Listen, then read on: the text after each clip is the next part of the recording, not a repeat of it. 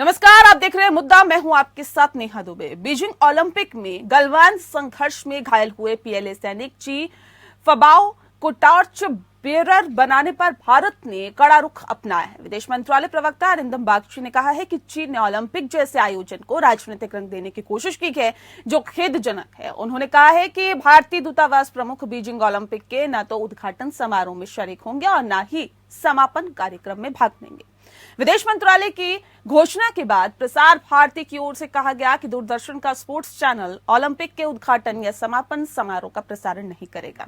भारत का ये कदम ऐसे समय में आया है जब 2 महीने पहले उसने रूस, भारत, चीन त्रिस्तरीय ढांचे के तहत विदेश मंत्रियों की बैठक में चीन द्वारा बीजिंग ओलंपिक की मेजबानी का समर्थन किया था। उधर थल सेना प्रमुख एम नरवणे ने चीन और पाकिस्तान का नाम लिए बगैर कहा कि हम भविष्य में होने वाले संघर्षों का ट्रेलर देख रहे हैं। जनरल नरवणे चीन और पाकिस्तान की ओर से भारत को सुरक्षा से जुड़ी चुनौतियों के मुद्दे पर एक वर्चुअल सेमिनार को संबोधित कर रहे थे। उन्होंने कहा कि उत्तरी सीमा में जो हालात बन रहे हैं उसे देखते हुए आधुनिक तकनीक से लैस साजो सामान की बेहद जरूरत है। जनरल नरवणे इससे पहले भी सीमा पर चीनी सैनिकों से झड़प के मामले में कह चुके हैं कि खतरा अभी टला नहीं है।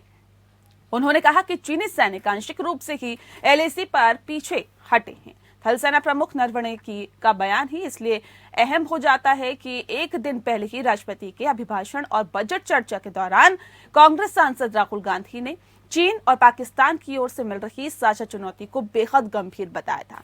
उन्होंने चीन और पाकिस्तान के सामरिक रिश्तों को मोदी सरकार की सबसे बड़ी कूटनीतिक नाकामी बताया था। राहुल ने कहा कि केंद्र की गलत नीतियों के चलते चीन और पाकिस्तान साथ आए। मोदी सरकार की गलत नीतियों ने चीन और पाकिस्तान को एकजुट करने का काम किया है और ये सबसे बड़ी चुनौती भारत के सामने है।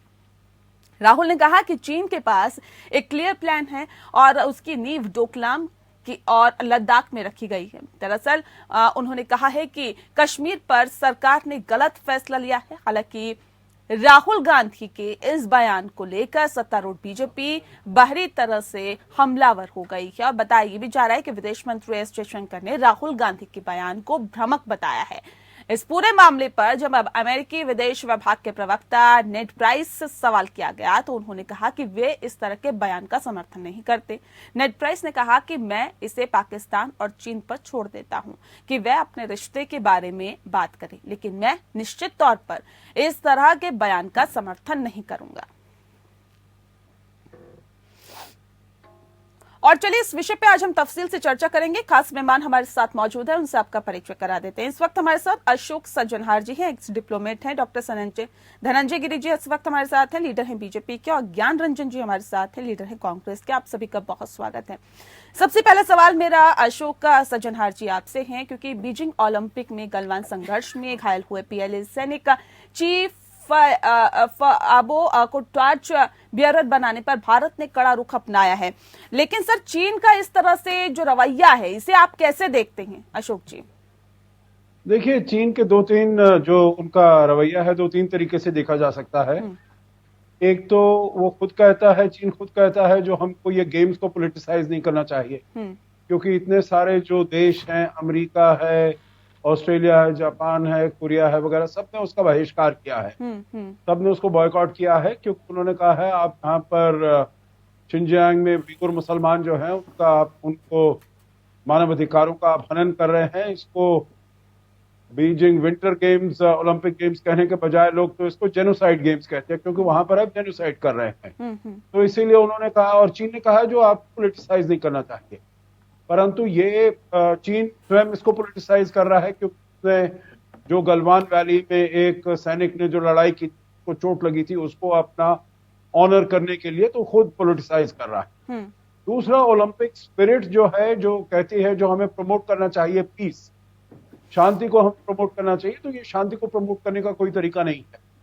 और तीसरा है जो ये this is snub to India, और इंडिया इसको बिल्कुल भारत समझता है, इसीलिए भारत ने ये वाला कड़ा रुख अपनाया है, कड़ा कदम लिया है, जो वहां पर ना तो हमारे डिप्लोमेटिक रिप्रेजेंटेशन होगी आज जो ओपनिंग होती है, या ना सेरेमनी में, और उसका जो डायरेक्ट टेलीकास्ट है वो भी प्रसार भारती ने कहा है, मना किया है। तो देखिए, जहां तक जो आप पहले बता रहे थे, जहां तक चीन का खतरा है, चीन और पाकिस्तान का मिलकर खतरा है, ये कोई आज की बात नहीं है, नई बात नहीं है। ये कोई ऐसा ज्ञान नहीं दिया है राहुल गांधी जो जिसका पता नहीं है। आपको याद होगा जब कुछ समय पहले ही अभी जब जनरल बिपिन रावत का उनका इंटरव्यू था और उन्होंने बिल्कुल सीधे शब्दों में ही कहा है। तो ये देखिए, डबल फ्रंट वॉर की बात तो भारत में बहुत पहले से होती आई है। मेरे विचार से एक जो बदलाव अभी आया है वो ये है, जो चीन जो कुछ काम करता है उसका मुंह तोड़ जवाब दिया जाता है, पाकिस्तान जो करता है मुंह तोड़ जवाब दिया जाता है। अगर वो उरी करता है तो उसको फिजिकल स्ट्राइक मिलती है, अगर वो पुलवामा करता है तो बालाकोट मिलता है, डोकलाम में उसको वैसे ही उसका जवाब दिया जाता है। और अगर यहाँ पर गलवान में वो करता है, अगर हमारे चाहिए तो उनके 40 पर सैनिक मारे जाते हैं। तो इसीलिए फर्क बस यही हुआ है तो उनका मुंह तोड़ जवाब दिया जा रहा है। और मेरे विचार से कोई ऐसी बात नहीं है जो भारत को पता नहीं है कि ये फ्रंट वॉर का हमें खतरा मिल रहा है। ठीक है। और ये शुरुआत तो आसम से हो गई थी, चीन और पाकिस्तान के साथ में आने की नई बात नहीं। ठीक है, अशोक जी बने रहिए हमारे साथ। ज्ञान रंजन जी, अब सवाल इस बात को लेकर है सर कि जो भी चीन करता है, जो भी पाकिस्तान करता है, उसको मुंह तोड़ जवाब दिया जाता है भारत की तरफ से। लेकिन फिर भी राहुल गांधी को यह लगता है कि जो केंद्र सरकार है उसकी विदेश नीति बहुत खराब है, जिसकी वजह से चीन और पाकिस्तान एक साथ आ गए हैं। सर, क्या वजह है कि राहुल गांधी को ऐसा लगता है, कांग्रेस पार्टी को ऐसा लगता है कि केंद्र सरकार की विदेश नीति खराब है, जबकि ये सब जो करीबियां हैं उन दोनों देशों की, ये तो बहुत पहले से है, जिस बात का जिक्र अभी अशोक जी कर रहे थे। नेहा दुबे जी, जो बात हमारे नेता राहुल गांधी जी ने कहा संसद में कि चाइना और पाकिस्तान नजदीक आ रहा है और चाइना का क्लियर स्टैंड है, तो क्लियर स्टैंड होगा। आप पिछले 4 सालों में देखा होगा कि चाइना ने कैसे स्ट्रैटेजिकली धीरे धीरे गलवान वैली होते हुए, लद्दाख होते हुए, पेंगुइन तक, ब्रिज तक बना लिया, अपने इंफ्रास्ट्रक्चर को LAC के अंदर आके टेरिटरी को डेवलप कर रहा है।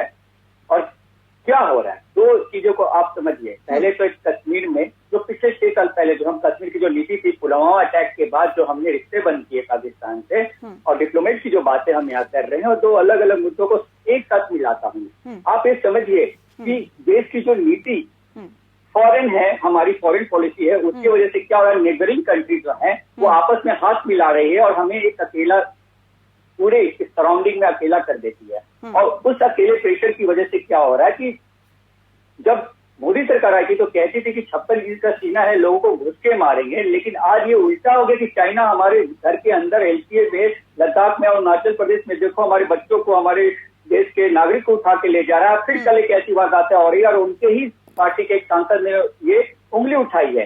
इसी तरह से मैं ये बताना चाहता हूँ, इन सारे मुद्दों को एक ही मुद्दा बताना चाहता हूँ कि देखिए, this is the policy of concern. उन्होंने कंसर्न रेज किया है कि हमारी फॉरेन पॉलिसी को एकजुट होना होगा, क्लियर होना होगा कि हमें कुछ ऐसा करना होगा, हमारे विजन ऐसे होने चाहिए ताकि चाइना और पाकिस्तान की नजदीकियां ना बढ़े, वरना आने वाले दिनों में हमारे साथ बहुत दिक्कतें होंगी जो हमें दिख रही हैं। और सबसे इंपॉर्टेंट बात इस मुद्दे को मैं पहल करना चाहता हूँ, आई रियली डोंट केयर कि यूएस सेनेटर क्या बोलते हैं कि वो इंडोर्स नहीं करते हैं। वो इंडोर्स करे ना करे, वो फॉरेन पॉलिसी के तहत वो बातें बोल रहे हैं, क्योंकि उनका इस्लामाबाद से बहुत सारे स्ट्रैटेजिक टाई-अप हैं। आप समझिए मैडम नेहा जी कि कभी भी किसी भी कीमत पे ना वो भारत के स्टैंड का सपोर्ट करेंगे ना वो पाकिस्तान का। इसलिए उन्होंने कहा कि ये दोनों इससे इनके ऊपर है, चाइना के ऊपर है।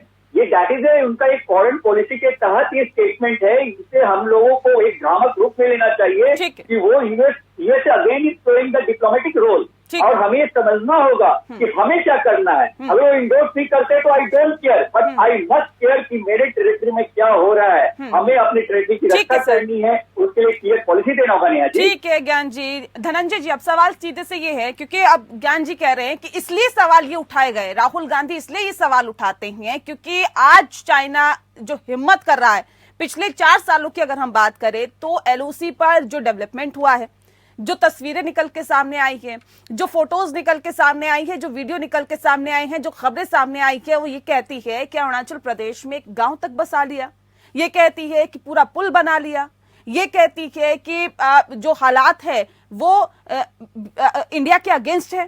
सर, इसलिए राहुल गांधी सवाल उठा रहे हैं, इसका जवाब दीजिए सर। नेहा जी, ऐसा है कि भारत कहीं भी घुसकर मारने की क्षमता रखता है। पाकिस्तान से खतरा कांग्रेस को है, भारत और भाजपा को नहीं। पाकिस्तान का कोई नहीं बचा पाएगा। चीन का संबंध और सामान टिकाऊ नहीं होता है। सर, देश की बात करिए, भाजपा और कांग्रेस की बात मत करिए, देश की बात करिए। देश की बात कर रहा हूँ, देश की बात पे देखिए, अब जब देश की बात आप कर रही हैं तो भारत की कांग्रेस और अमेरिकन कांग्रेस में फर्क देख लीजिए। अमेरिकन लोग को बीच में पार्टियां में ला कर सहमति हो, लेकिन राष्ट्रीय नेतृत्व का सर कभी झुकने नहीं देते हैं और देश की संप्रभुता सबसे पहले ऊपर है। लेकिन हम अभी यहाँ देश में क्या हो रहा है, ये भारत का दुर्भाग्य है कि यहाँ पार्टी फर्स्ट है, देश बाद में है। राहुल गांधी के बयान पर अमेरिका ने अपनी चुप्पी तोड़ी और राहुल गांधी के बयान को खारिज कर दिया, गलत बताया। राहुल गांधी गलवान में झांकते हैं पर अपने गिरेबान में नहीं झांकते हैं। गलवान की घाटी में भारतीय वीरों ने मुंहतोड़ जवाब दिया है और दर्जनों सैनिकों को मार गिराया है। ये भारत के साहसी शौर्य की मिसाल है और जो भारत का साहसी सियासत है उसी का नतीजा है कि सैनिकों ने इसमें अपने शौर्य का परिचय दिया, अपनी वीरता का परिचय दिया। और हिमालयन मिस्टेक्स करके किताब है, उसमें नेहरू जी ने जो गलतियां की, राहुल गांधी के पिताजी के नाना जी ने जो गलतियां की, उसके कारण एक लंबा एक एरिया चला गया। अक्षय सिंह को कहते थे कि यहाँ तो कुछ होता ही नहीं है। और राहुल गांधी जो है वो वैसे सर्फ है जो सिर्फ झाग पैदा करते हैं, अपने पूर्वजों की गलतियों को कुरेद करके वो देश के सामने लाते हैं। महाशक्तियों की आपस में मानवीय सभ्यता में आज खतरे में, इस युद्ध दुनिया में हमकी चिंता ये नहीं कि पाकिस्तान और चाइना, हमें पूरे दुनिया को एक करने की चिंता है, शांति के साथ खड़े होने की चिंता है। और भारत सबल, समर्थ और सक्षम नेतृत्व के साथ आज खड़ा है और चाइना को मुंहतोड़ जवाब दिया जा रहा है। आप देख लें, हम कन्फ्रंट कर रहे हैं। एक समय था कि भारत कन्फ्रंटेशन ही नहीं करता था। राहुल गांधी क्या चाइना के राजदूत से अकेले मिलने जाते हैं, चाइना के साथ एक MOU साइन करते हैं, उनकी तस्वीरें सारी वायरल हो चुकी है कि क्या तो उनके रिश्ते हैं चाइना से, ये छुपे हुए नहीं रह गए आज के डेट में। उन चाइना से वो फंड लेते हैं, चाइना, ये सारी चीजें आजकल के पब्लिक डोमेन में है और सारी चीजें आप लोगों ने चैनलों पे दिखाई भी है। राहुल गांधी को राष्ट्र की कितनी चिंता है और राहुल गांधी कितने सिंसियर पॉलिटिशियन है और कितना उनके कांग्रेस हुकूमत के वक्त 1965 में भारत की। ठीक है सर, एक दूसरे पे आरोप लगाने से बेहतर है जो स्थिति है, नहीं है जो स्थिति है उसकी समीक्षा की जाए। रियलिटी पे बात हो रही है, कहाँ जा रहे हैं?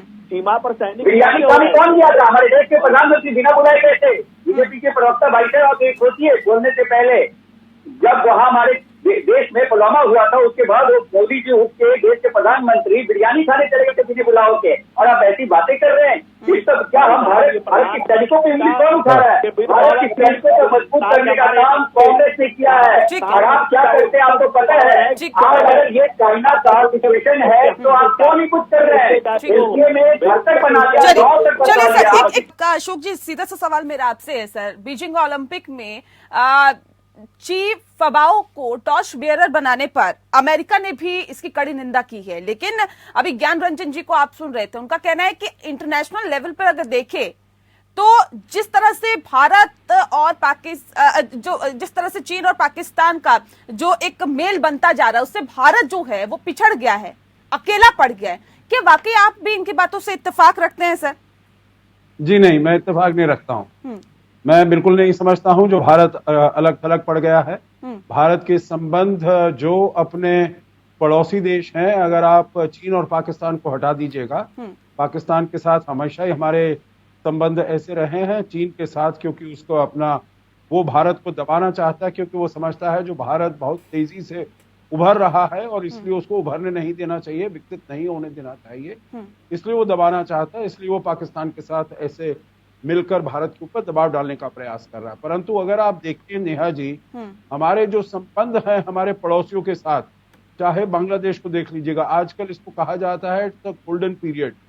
भूटान के साथ तो बहुत अच्छे हैं संबंध, हमारे हमेशा से ही रहे हैं, मैं ये नहीं कहूंगा जो अभी इतने ज्यादा अच्छे हैं।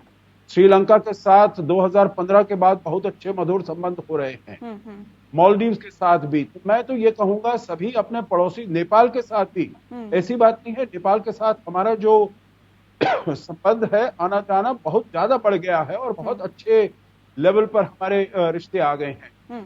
बाहर आप देखिए रूस के साथ, रूस के जो राष्ट्रपति हैं भारत में आते हैं कुछ घंटे के लिए, क्योंकि वो महत्व देते हैं भारत के साथ संबंधों को।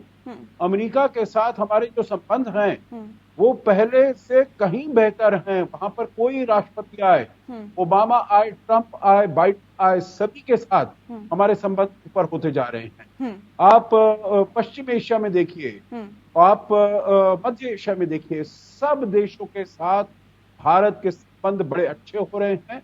मेरे विचार से जो प्रधानमंत्री मोदी की फॉरेन पॉलिसी है बहुत ही सक्सेसफुल है, बहुत ही सक्रिय है और बहुत ही प्रोएक्टिव।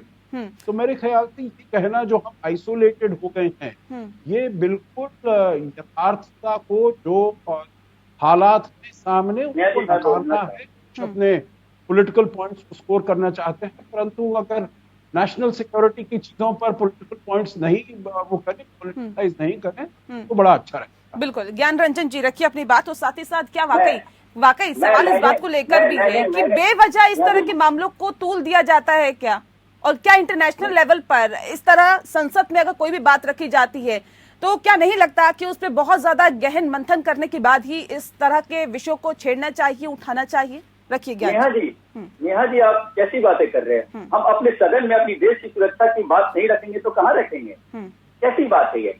और मैंने अपने स्टेटमेंट में ये कहा था अभी कि हमारे पड़ोसी देशों से, आप नेपाल से बातें कह रहे हैं, जो सचिव अजय अशोक जी हैं और तो विश्लेषण भी हैं, उनको ज्यादा पता होगा, लेकिन जहां तक मुझे जानकारी है आप 2014 के बाद नेपाल से भी हमारे संबंध कटुता में आए हैं।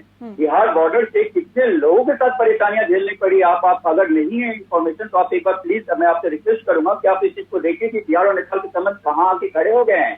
आप भूटान की बात कर रहे हो, म्यांमार में क्या हालत है आप ये देखिए। दूसरी जगह आप आइए, आप जिस तरह की बात करो श्रीलंका से, क्या हमारे साथ श्रीलंका के साथ मधुर रिलेशन है? क्या हम यही बताना चाहते जो स्टार्ट कंट्री में जो हमारी पहुंच थी, प्रबुद्ध थी, आप उसे विशेषज्ञ है। मैं आपसे कहना चाहूंगा कि मैं कोई पॉलिटिकल स्कोर करने के लिए यहाँ नहीं बैठ के भाषण दे रहा हूँ। What I felt I said, ये जो डिबेट का मुद्दा है कि यूएस ने इम्पोर्टेंस नहीं दिया तो हु केयर्स, यूएस ने नहीं दिया तो डिप्लोमेटिक पॉलिसी के तौर पर स्टेटमेंट दे रहा है। पर हमें समझना होगा, आपको समझना होगा कि हमारे देश की सुरक्षा का क्या बात है। हमें प्रभुत्ता के साथ समझनी होगी कि क्या हम सच में, क्या ये सच नहीं है? मैं आपसे पूछना चाहता हूँ अशोक जी, क्या सच नहीं कि चाइना ने जॉब और बस्ती बताना शुरू कर दिया है? ठीक है अशोक जी, कर दिया है। अशोक जी कुछ कहना चाहते हैं, सुन लेते हैं, उनके बाद फिर धनंजय जी। बिल्कुल।